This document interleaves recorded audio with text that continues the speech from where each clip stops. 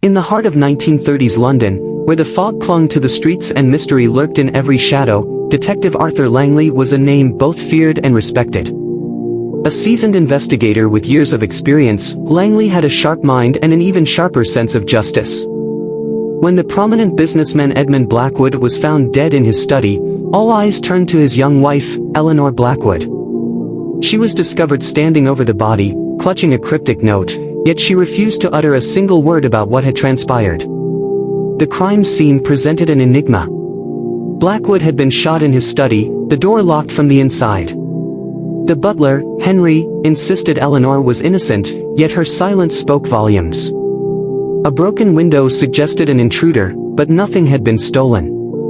Langley knew this was no ordinary murder, it was the beginning of something far more sinister. As Langley delved deeper into the case, he identified a list of suspects, each with a motive. Eleanor, with her ambiguous silence, was the most obvious, but the detective wasn't convinced. Jonathan Harrow, Blackwood's business rival, had much to gain from his death. Lillian Blackwood, the estranged daughter, harbored deep resentment toward her father's new marriage. Henry, the ever-loyal butler, seemed to be hiding something, while Dr. Everett Wells, a family friend, had access to poisons and knowledge of the human body that made him a person of interest. Langley soon unearthed the truth about Eleanor's past. She had been under Blackwood's control, living in fear of his manipulative tendencies. The note she clutched bore a cipher, linking Blackwood to a secret underground syndicate.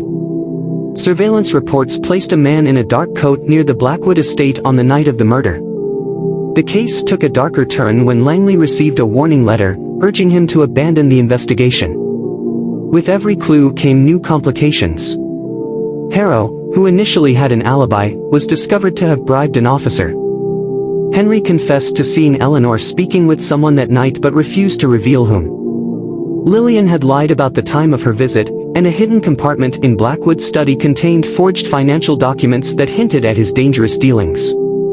Eleanor eventually broke her silence. She had been blackmailed into secrecy by a figure lurking in the shadows. The man in the dark coat was an enforcer for the syndicate, ensuring that Blackwood never revealed their secrets.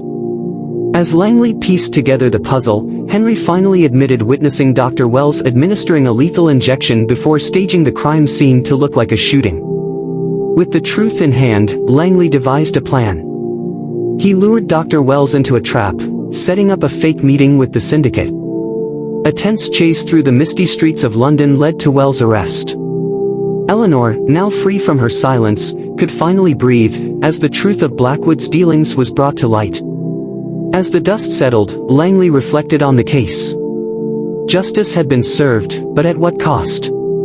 The syndicate's influence remained a lingering threat, and the detective knew that crime never truly rested. As he sat in his dimly lit office, another case file landed on his desk, signaling the start of yet another mystery.